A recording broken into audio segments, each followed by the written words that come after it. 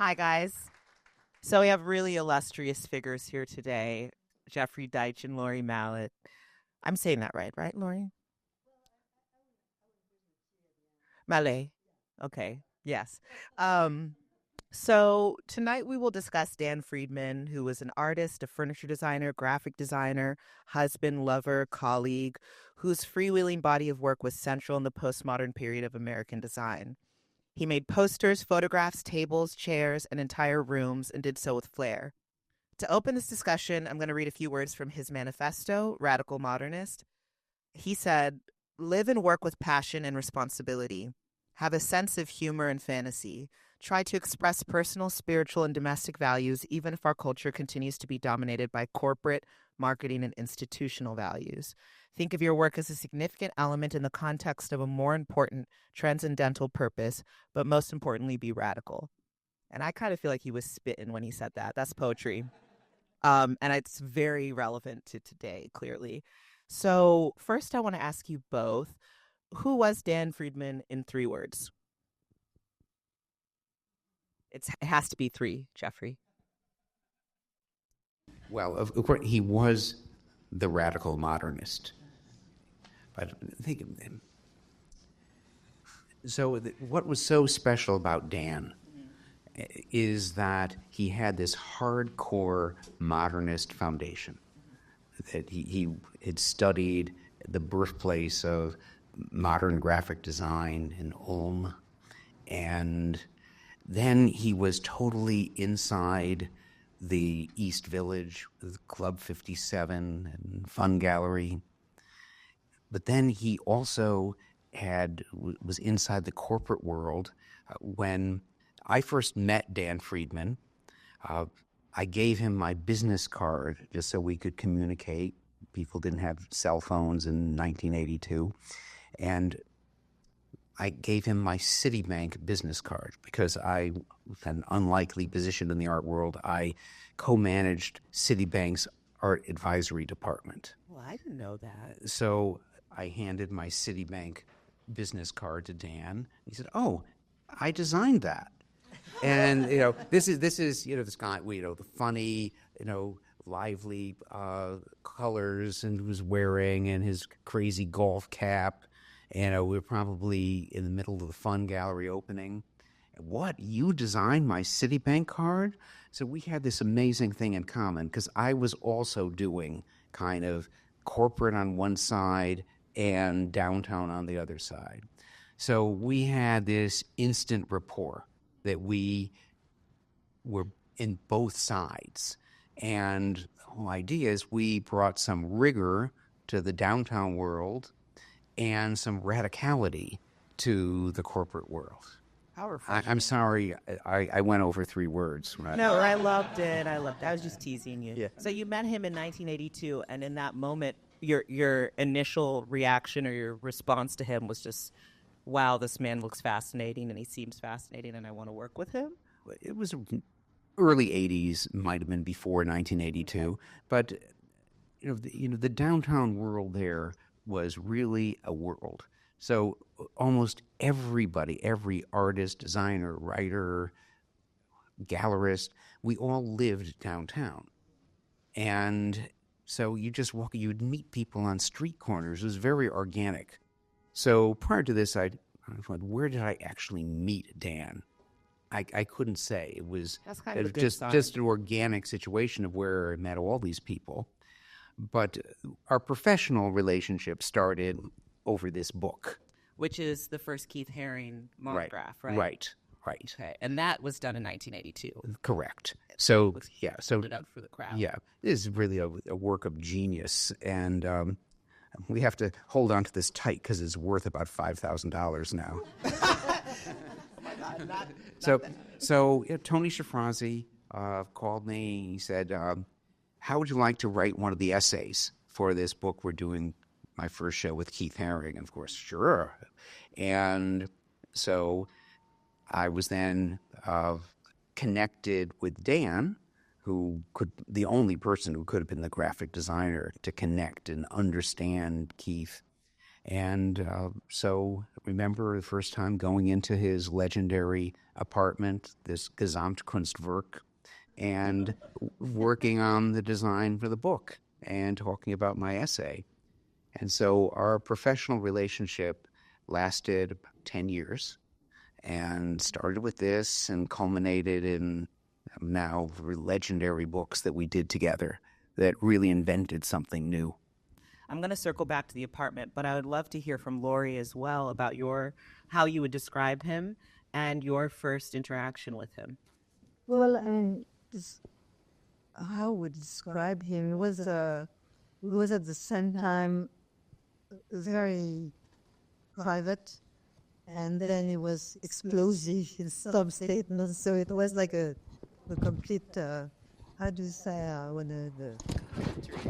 contradictory. And I think I met him also the first time in his apartment. I was looking for a graphic designer. I had a company, as you know, called WilliWear, and we were looking for graphic design. So I went to see him because I had heard of him. And the apartment was absolutely fascinating, but I was more interested in the way he was presenting himself. It was a little cold. This card is. It was not. It was a little cold, and it was not like a very. It was a little hard to communicate at the beginning with him, but it was amazing. The apartment was great, but I was focusing on him and trying to understand his work a little bit. He was showing me his work. This is his head, right, on the cover? Yes, it is. Yeah, it is. Did he have this beautiful bald head when you met him? Yes. That was a point where it was irresistible. He was cold in a beguiling way. Exactly. Oh my God, not a toxic king. So, I came to Friedman also through WilliWear when I was writing about Willie Smith. He said. So, can you tell us a bit about how he conceived the WilliWear space and his relationship with Willie Smith and? Sure. Yeah. First, he did not conceive the WilliWear space because it was done by sight. Okay. And so that's a very important thing, but he did design my office. Okay. And so my office was across from Willie's office. It was designed by sight, but Dan designed mine. So I was surrounded by his work. And he's the one who put it together because somebody asked me, I think maybe Hannah or when I work with designer, I don't tell them what to do. So, if you ask me how I collaborate, I don't collaborate. I listen, and I sometimes give my opinion, but that's about it. So you look at their work, you decide that you love their work, and then you let them do their Absolutely. Otherwise, what's the point? I mean, it was the same with Willie. I mean, I didn't design the clothes. Yeah. So, I mean, if no one knows here, Laurie's a big-time businesswoman. I used to be. Once a businesswoman, always businesswoman. Yeah. So, this is for both of you. What did the word radical mean to Dan? Like, what do you think he meant by radical modernism? And do you think his politics and perspective on radicality, what do you think that would look like today? Radical. Well, yeah, we need people like Dan today more than ever. So I'll say Dan lived it. So this isn't something that was theoretical. The lifestyle was very much part of this. So when I think of the radicality, it's this whole scene of Club 57, which a lot of you have probably heard about, and there's been documentation of it at the Museum of Modern Art, and it was started by a few students at School of Visual Arts, Keith Haring, Kenny Scharf, and Ann Magnuson, and they had a program almost every night that was different. And so Dan was very much part of that. So he was the kind of the design person who was in this, and he lived that life. And then the next day, went to work at this high-level design firm and, created systems graphics for Citibank. And so what I loved is he showed me, I used to study this Citibank business card. I had it in my pocket all the time. And so it was very hardcore, modernist, corporate. but there was an edge to it. There was something radical to it that it was a little bit off. And This is the logo he designed, right? right. So where it had something that gave it a little bit of something off-center. And so that he was like a stealth bomber. Oh, I love That he could enter into, like Citibank was the international bank. Now it's J.P. Morgan, but Citibank was the most influential, powerful corporation in the world. And there he was doing all the graphics, but doing this little edge so that there was something radical about it. In the Black community, often we code switch and speak in different languages in the privacy of our own homes and in a different language in a corporate atmosphere. I certainly do. Do you think that there was an element of that with Dan? Was he two different people, or was he the same man everywhere he went? I think the work was sort of like stealth bombed, but no, Dan was Dan, and he didn't dress up in a gray suit when he went to the graphic design firm. So there wasn't corporate drag. He was wearing the same outfits everywhere. Not at all. Wow. Well, No. okay, that's iconic. So, Laurie, what do you think about that? I mean, the idea of radicality shifts constantly, and I feel like it must by definition. So, what do you think is radical in design today? What do you think Dan would consider as radical today? And how do you think that would be different from what he considered radical in the 80s and the 90s?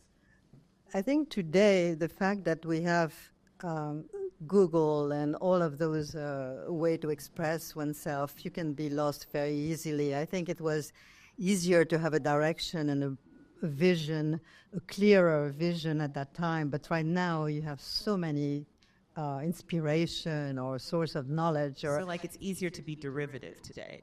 Yes, because in a way it's difficult not to be. Interesting. Because you have so many images that comes to you, and so I think when he decided his path, and I think the extreme, the radical part is because he was in this corporate world that was probably not what he wanted to be at, and it became an extreme when he came out of this world. It was more intense and more focused than a lot of people that would be just starting at that time. I mean, if you think of Kit Haring and all of them, they didn't have this carcan of the corporate world on their shoulder that they have to get rid of, and Dan had. And so he was very, very pushing the envelope because of that, I think. Don't you think? A little bit? Yes. But so the work he did for Citibank and other big corporations, this wasn't like, oh, this is the boring day job. I can't wait to get out of here. He was very proud of this. And Dan explained to me, I invented systems graphics.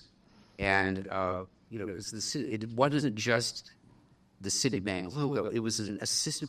Every aspect of graphic communication for this giant international corporation he designed. So I once saw this whole design book in a big volume where every single aspect of the communication. So this connected with the conceptual art with Saul LeWitt. This was very interesting systems graphics. That you mentioning Saul LeWitt made me think about what was he consuming? What did he go out to see? Was he big into the ballet? Was he hitting all of the contemporary art shows downtown? Was he secretly to old masters? What was he obsessed with? Was he cooking for his friends? And how did it all that he consumed find a way into his work? All right, I think both of us, we were immersed in downtown culture. Yeah, it was really exciting. Absolutely. And so it was still a time in New York City where almost everybody lived in the same neighborhood. It was cheap. You didn't have to worry. Most of our friends did not have a job. so they could associate, they could make art, they could, party all day. And, people picked up something, you could help somebody doing drywall in their loft or something. So it was a very different thing. It was a real downtown world. And there were the clubs there. Was he a good dancer? I don't know that. Yeah. I don't think so. Dan was more the guy hanging out, kind of joking on the side. Okay, cool guy, cool wallflower. Interesting. Very observant. Was he very observant? Very, very, very. And also something that Dan brought to the design, certainly too, with the books. So he had a whole network of designers around the world who he could bring in. So I'll just give you an example. When we did Post-Human, so we should open this up to one of the first pages. And so I think a lot of you that recently have heard about Pippa Garner, who unfortunately just died. And brilliant. So Dan had the idea, okay, that when it was Phil Garner. And Dan had the idea when we were doing Post-Human, let's commission Phil Garner to do a special page for our catalog. And so, Phil Garner was not that known certainly in the New York art world, but he had the contact. He knew about Phil Garner in Los Angeles. And this is an amazing thing. And we did a new version of Post-Human. We just did in my LA gallery. We used that image as the poster. So Dan had those kinds of interesting contacts that went beyond the little circle around Club 57 and Fun Gallery. There seems to be this interest or commitment to truth in his work and in his being, is how you guys have described him. His insistence on free expression and free thinking also. Are there elements of his childhood or personal history that you know of that you feel filtered into this attitude? That's interesting. It's interesting. I think Dan had a very conventional 1950s suburban upbringing. And he was rebelling against that in a way? I don't know if he Right, leading as a part. No, he drew on that. So he drew on that American pop vernacular. Okay. And so it's not that he had to escape it. He was close with his family, with his brother, who was not in his radical world. But no, I like I said, Kenny Sharp's a good example of drawing on the pop culture of the San Fernando Valley, in developing his work. And so Dan was very much loved. Born in Ohio? Yeah, loved, was it Cleveland, right? Where No. was it? Yeah. It's all blurs to me.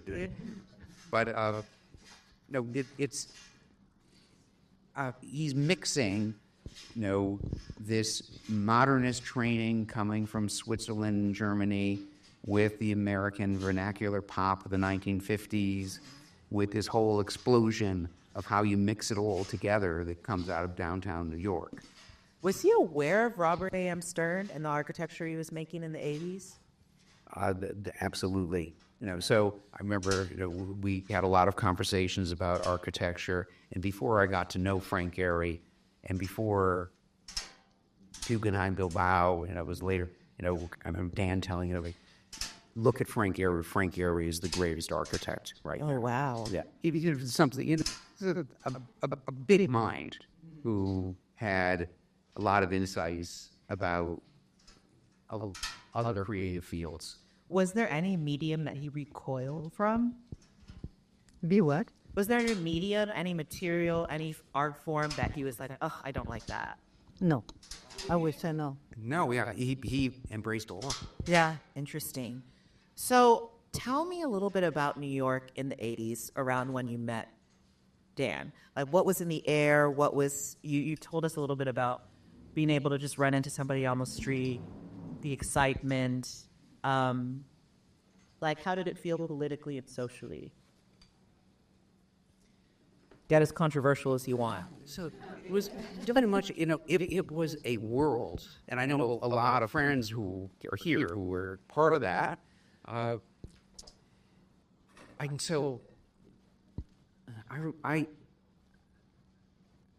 almost never went uptown. There was no need. Every once in a while, would take the subway to go to the Museum of Modern Art or see a movie on 42nd Street. Never the Met? I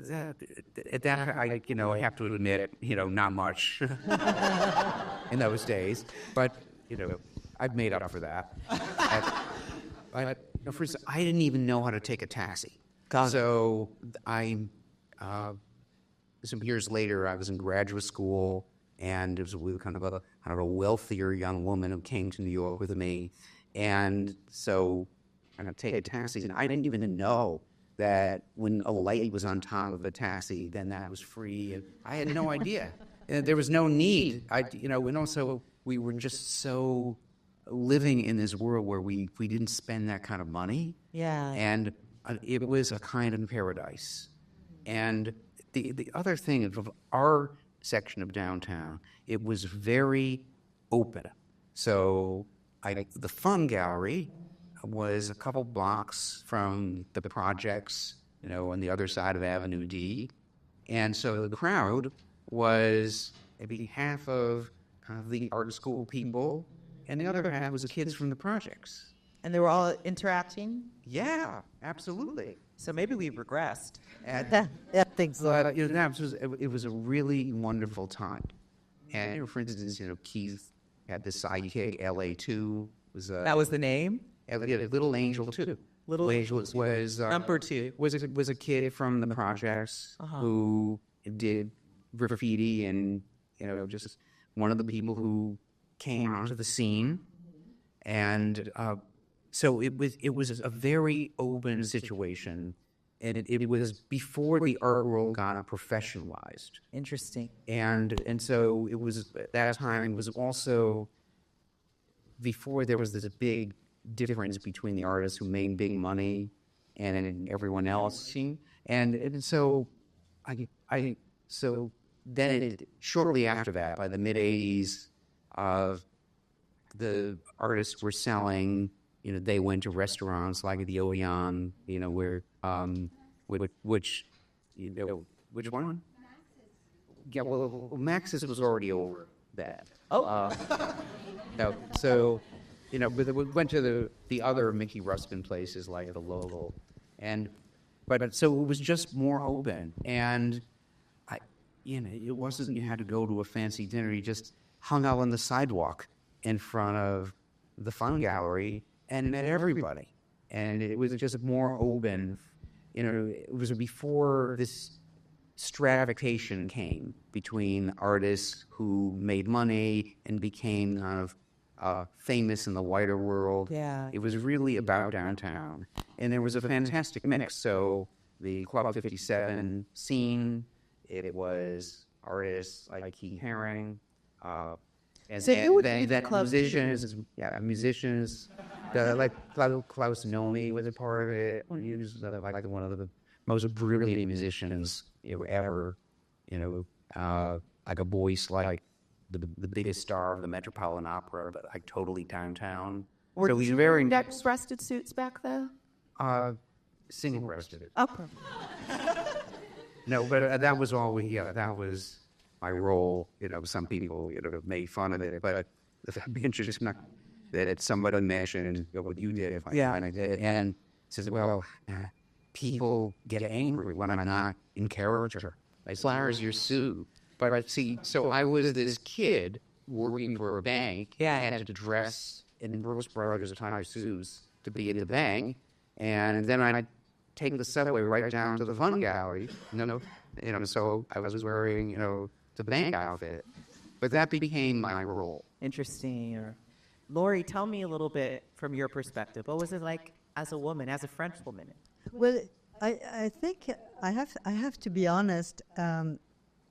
At WilliWear, we were not really so much in the downtown part of the scene. I mean, we were really more in the fashion, and instead we Studio 54 was more what we were aiming I was at. waiting for that. So, it's a very interesting thing because all what Jeffrey is talking about, I was not really in it, aware of it. And Dan was doing that before we met. So when I met Dan, it was already not so new anymore, I don't think, so I think Jeffrey is much better placed than I am to describe this scene, the art scene of the downtown New York, because with Willie we were interested in art, and we were always collaborating with artists and things like that, but not specifically the downtown part.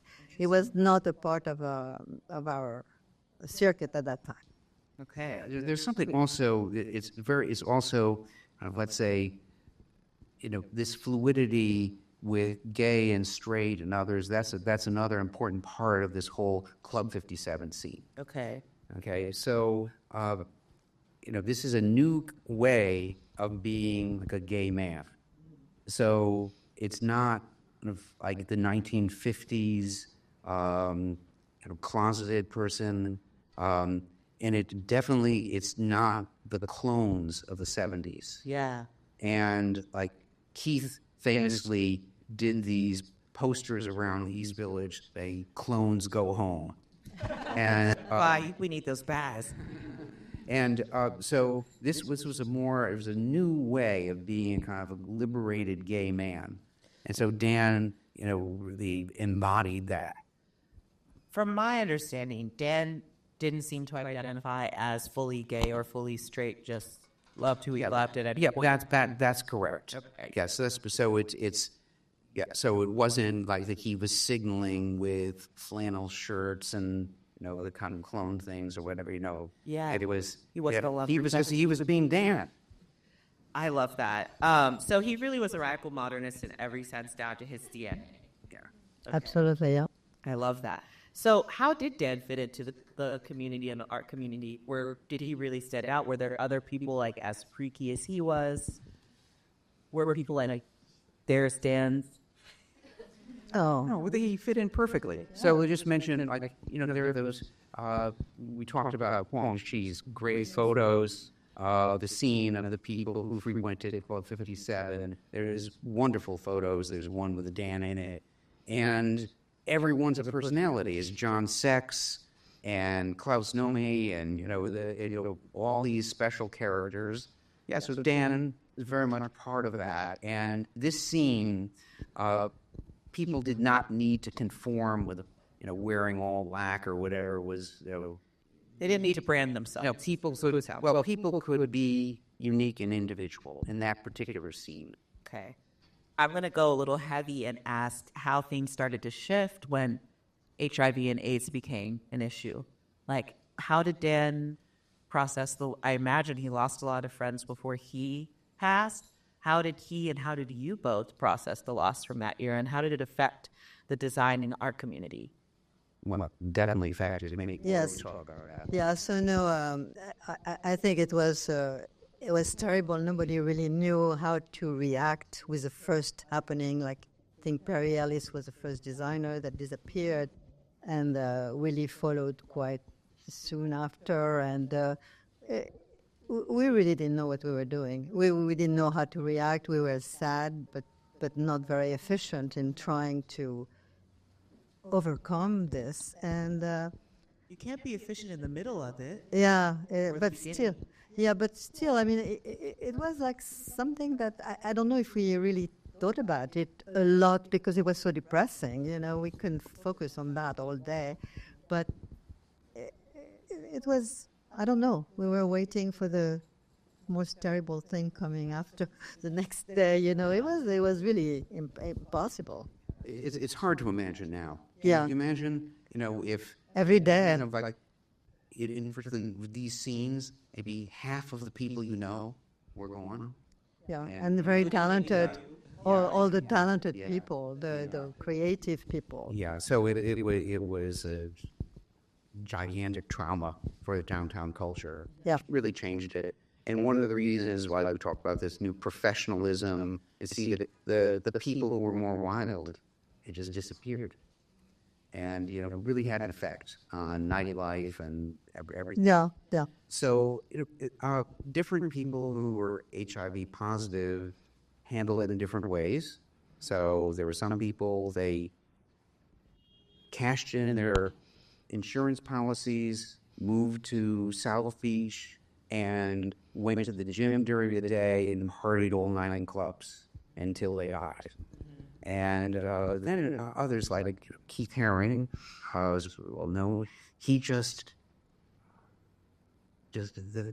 became as active as he possibly could. Invited to do a mural for kids in the hospital, he did it. Invited to do a wall in Pisa, Italy, he was on a plane to do it. He just was in such a hurry. And so Dan also, was really determined to get the work out, to continue his career. So I had no idea that Dan was HIV positive during this whole period we were working together. But I don't know if he was already. I don't know. I don't know. But he put this book out the year before he died, didn't he? Correct. That he knew, but he didn't share it with any. So when he was doing this book, and we were very involved in these, I had no idea that he was HIV positive. I don't think he knew.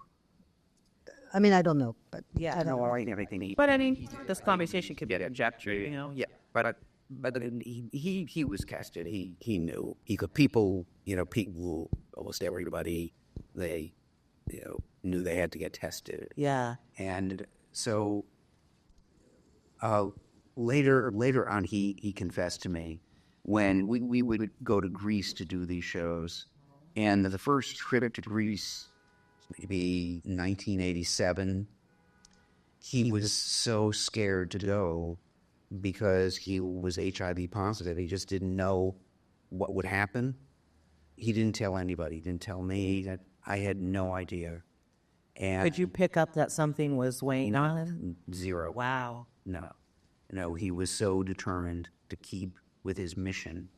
Interesting. And then later on, when the time we were doing that book, I think he did it finally, or even not like after that, he shared how scared he was doing that trip, and that he went very fast when finally hit him. Yeah, that's really interesting. Thank you for sharing also. Now, I am also curious about his home, his private space. You mentioned he was very private earlier. Very private. Did he have a lot of people over? It sounds like he did a lot of work out of the apartment. How did he think about his home? Was it like his respite? Was it his laboratory? I know he called it his sketchbook.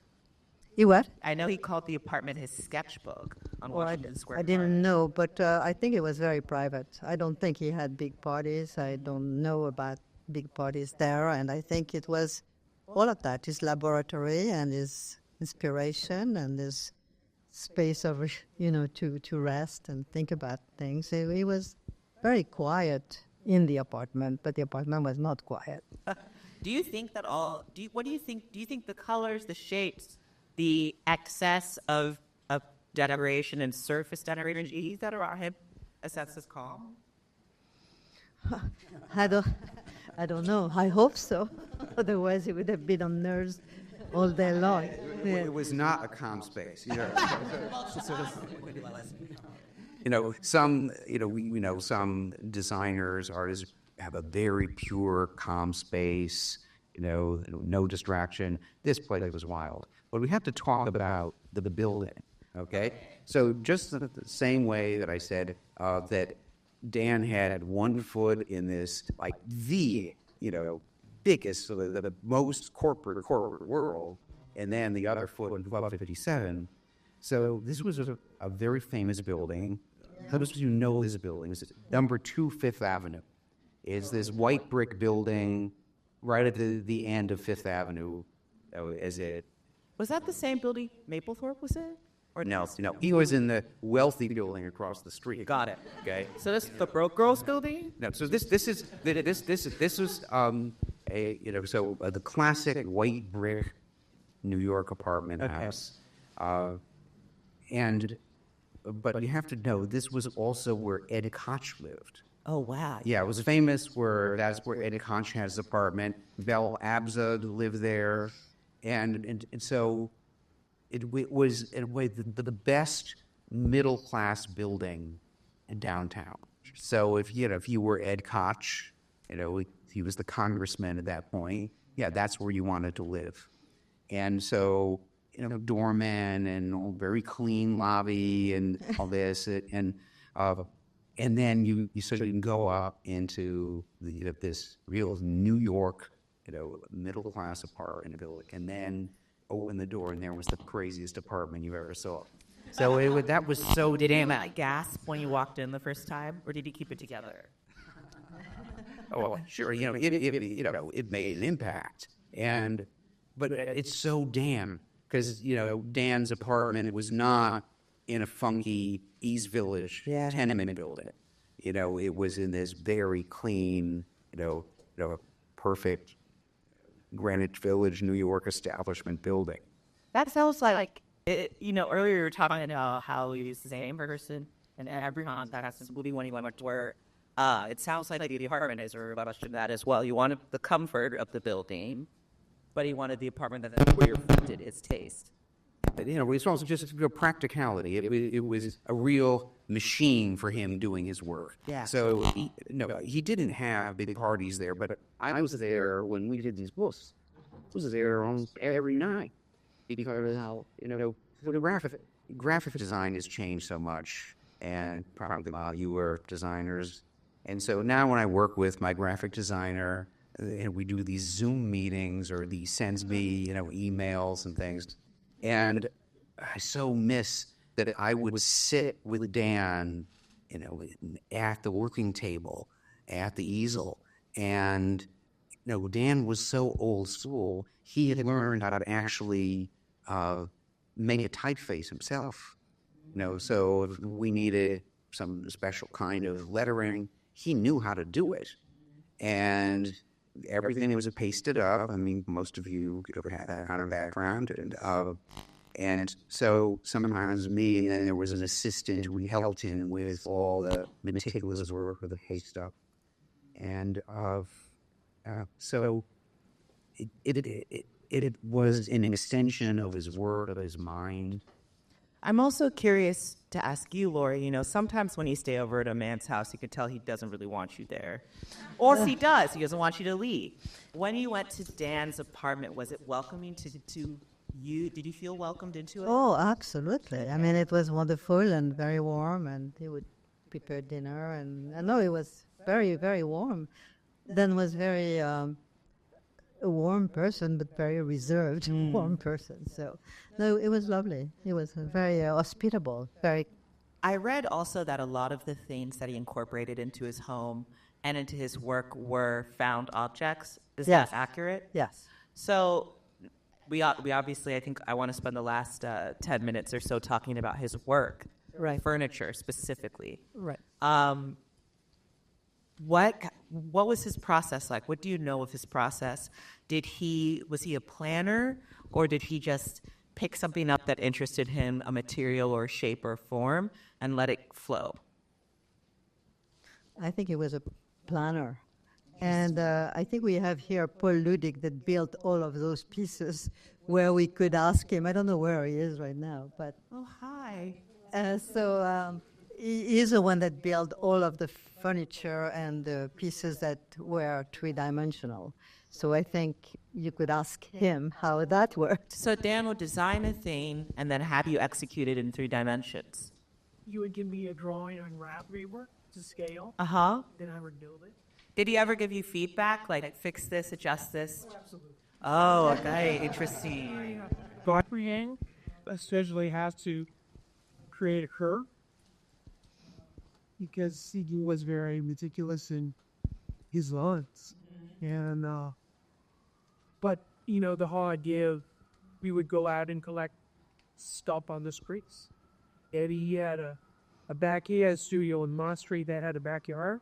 We always had a big crowd joke in that. Wow. And he would go and dig through live when he needed something and try it on a piece, and if it didn't work, to get something else. So this is very organic. I love that. He had his original idea of what he wanted the object to look like, and then it just grew from what he could find. Interesting. So the material would, in some form, influence the end product, the end design. He would have an idea, then he Contributed to it. Okay, interesting. I think it's also important to emphasize that everything was infused with humor. Okay, so a good portion of my conversations with Dan were laughing uproariously. That's beautiful. So he was reserved but hilarious. Oh, the things were so funny. And so, give you an example of his kind of humor. Okay, one of my favorite Dan Friedman furniture pieces is a coffee table in the shape of the perimeter of China. And then there's a little chain, and you have Taiwan hanging from it. Oh, shit. Yeah. And so you would laugh at his pieces. Yeah. And some, kind of like horror laugh too. So I remember these 3 Mile Island, so back before the time of some of you, but there was this, nuclear accident in a 3 Mile Island in Pennsylvania. So we did these 3 Mile Island lamps. Wow. Hilarious, I guess actually. we would light up and put it on your table. So funny. So you kind of processed horrific things through the work sometimes. Well, he's very aware of the world. And so that's one of the things I love about graphic design, about furniture. He was, even though he was a hardcore modernist, he took the step beyond art about art. So his design was not design about design. It was rooted in concepts. He brought in the world. How do you think he would perceive our current political and social state in America at this moment? Oh, wow. Honestly. With a question.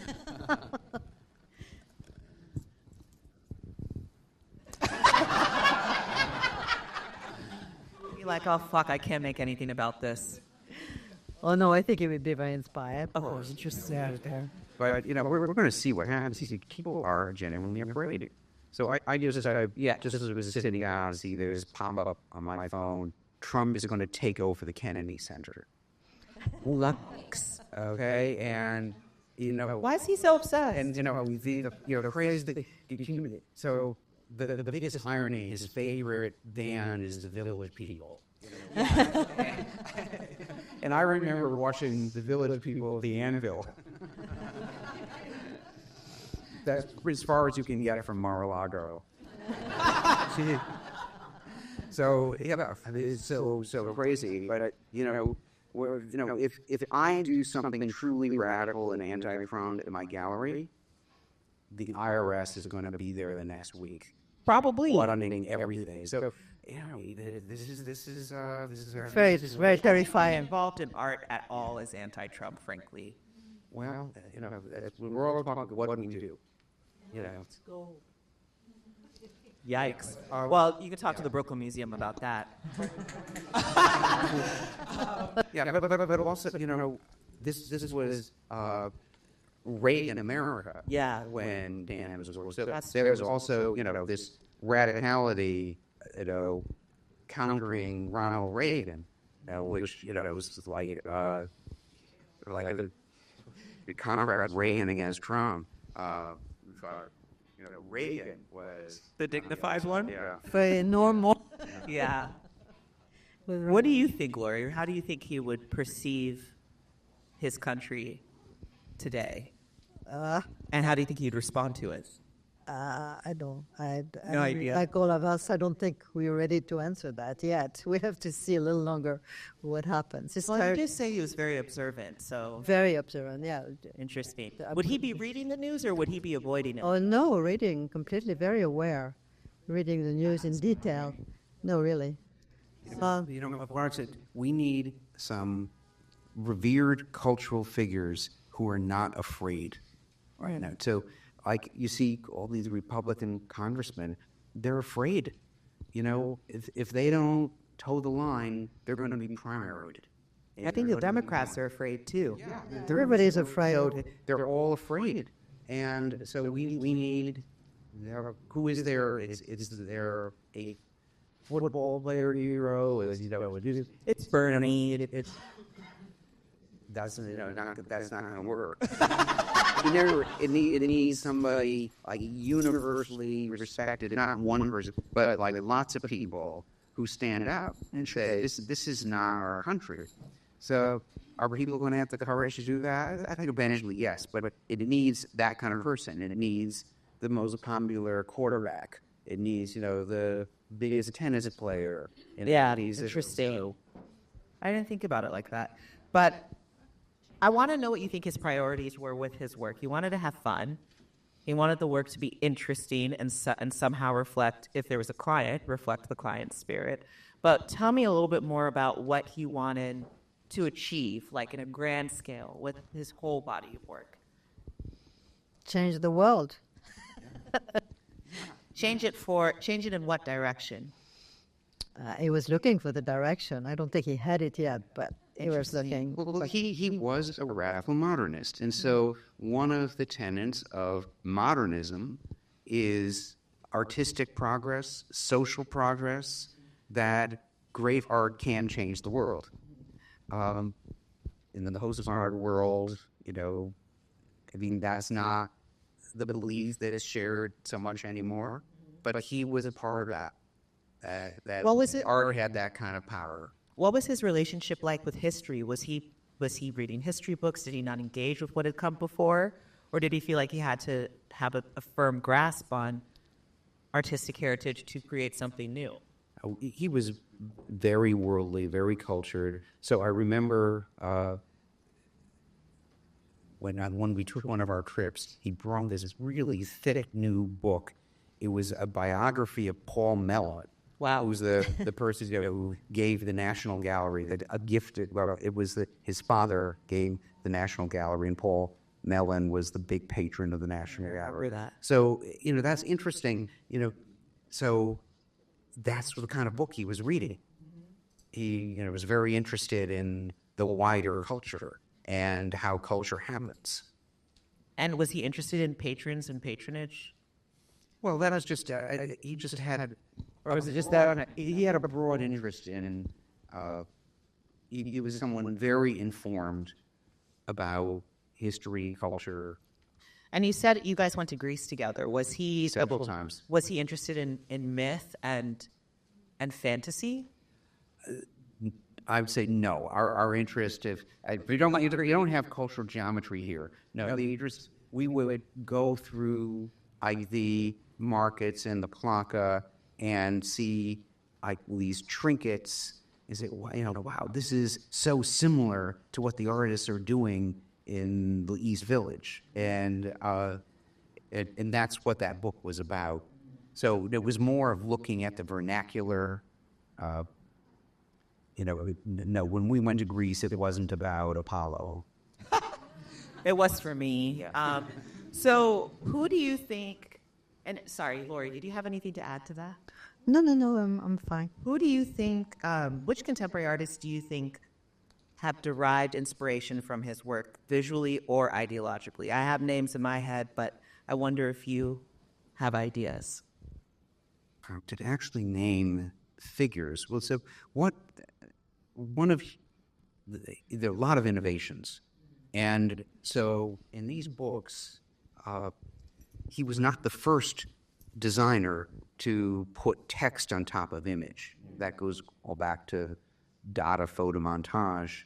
But he did it in a new way, in a fresh way that was more pop. And it's everywhere now. Yes. And Dan is, as far as I know, is the first designer to do this in this kind of fresh way. And it just, open any magazine, or on the internet, and there are designers who are inspired by Dan's graphic language. I mean, I think one of them is here tonight, Aaron Knudsen, who used to do the design for Pinup. But also, I think of Jesse Reeves or Borek Shipek or Wendrick Zebulon or Misha Khan. But Yes, and the design, absolutely. yes. Yeah, so I think adding humor to the design is very much Central to him, yeah. Well, any names that pop up for you in your head? No.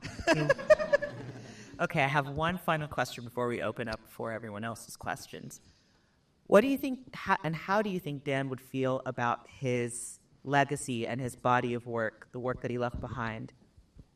Right? What do you think he's thinking up there? I mean, you were telling me he was very concerned about that. We were talking about that at the beginning. Okay, so the book that you have, there's a wonderful book from the Yale Press. So the book is ready to get. I think it was actually printed, or just going to press, and some artist who was really a nuisance brings this legal injunction against the distribution of the book, saying that we didn't have the permission to use her image. And this is one of the poster that he did for Artificial Nature. Okay. With a whole group of images. And I've never, Dan was a very even temperament. And I had never seen him so upset. It's not like he was screaming, or it was just like he was dead in front of me. And this was before I knew that he was HIV positive, and So there was extra pressure on and the idea that this was his legacy, that this was his career right here in this book, and that some nuisance artist was going to prevent this book from ever being printed. And so I went to work. I'm just like, I'm so glad that I solved this. Somehow, I don't know what I did, and I got her, I appeased her in some way, and the book was printed. But for Dan, the idea that he would be gone and there'd be no book, that this was blocked. So it was really important for him to leave something. Yeah, absolutely. He, like most artists who are really serious about their work, they want it to live on.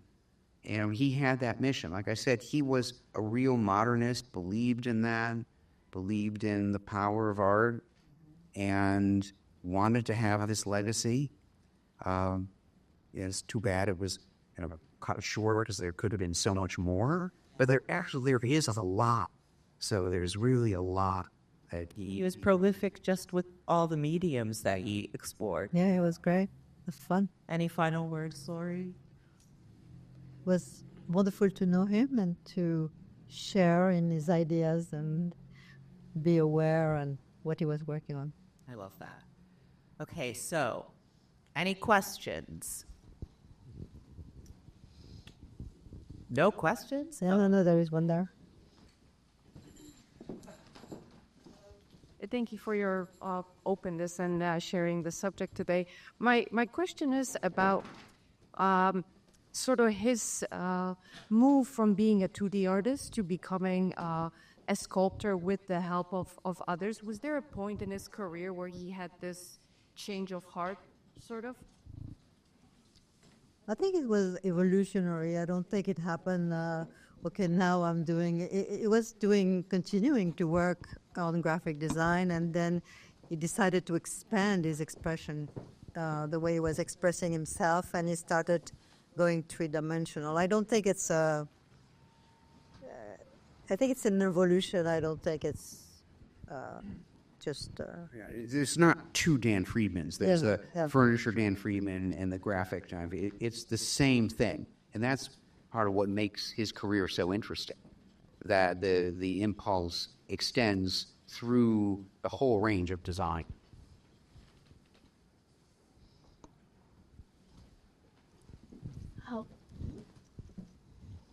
I just want to mention that Dan was also a teacher, and a wonderful teacher at Yale. And just recently, I met architects who said, oh my God, I was a student of Dan's at Yale, and he was amazing. Like he taught in a way that was like influenced artists and graphic designers and architects. And so I think that his sensibility and aesthetics that he was able to pass on to his students live on in students and younger generation, definitely. What a beautiful addition. Yep. And any more questions? Can I just make a statement? Working with Dan so closely, sure. All of the days work coming out of graphic design was truly a personal journey for him. Sure, he was dealing with contemporary issues, but from my perspective, it was his own personal growth that was taking him into the direction that it was going. And I think that's very important for everybody doing anything creative, is it does come down to your own personal journey through life. Where's one question appeared?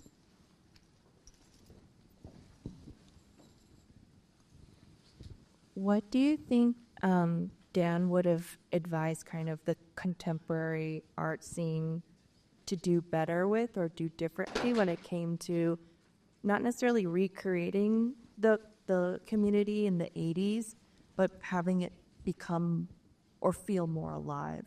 Can you repeat that last part? Yeah, we didn't. I didn't hear, and then I have this to my Collab. Sure. What do you think Dan would advise our current art community in terms of helping it feel more alive? Kevin, I guessed at that, and then you guys told me you think. I think he would say be less derivative, get it off your internet. Stop congratulating everyone just for making something. That sounds good. What do you think? Ed? I think this direction where we see today, there's blurring of the boundaries between design, art, fashion. That was very Dan. And so I think he predicted a lot of this. And he would have advocated that. Like that you don't just have painting in a gallery, you mix it all together, just like he did. It needs to be cohesive, full. Yeah. You call this apartment a gestam? I don't know how to say that word. I know what it means. Gestam? Stum? Yes. Okay. And there's also the other thing, we've also talked about Total work of art. this something of the community. The community was really important for him, of this whole circle of friends, and so You would also say get out of your apartment. well, it's rather than connecting through the internet, there's nothing like connecting together. Yeah. Agreed. Like to see, Kenny. To see? Hey.